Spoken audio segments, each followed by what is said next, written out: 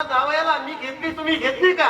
जावई मनाला झाकणच खोलतोय, सासरा मनाला पाहुणी मी देशीचं नाही मी लशीचं बोलतोय.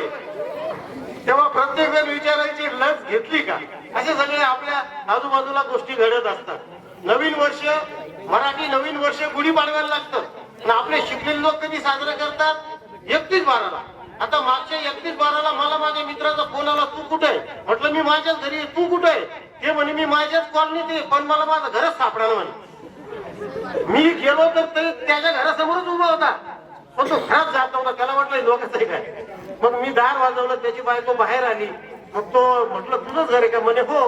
तो काय करायचा? खाली पडायचा आणि उठायचा, खाली पडायचा आणि उठायचा. पडल्यावर म्हणायचा झुके का नाही सांग. काय म्हणलं एकदा नीट उभा राहायचा.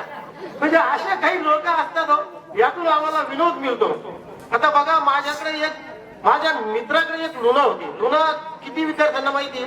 हा, शाबास.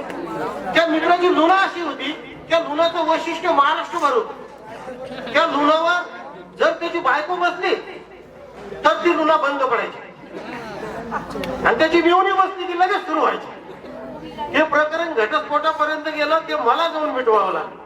मी त्यावर लिहिलं की माझ्याकडे जुनी सायकल होती, ती म्हाताऱ्याकडे पाहून लाजायची. माझ्याकडे जुनी सायकल होती, ती म्हाताऱ्याकडे पाहून लाजायची, आणि माणसाला धडक बसल्यावरच तिची घंटी वाजायची. म्हणजे जर ती सायकल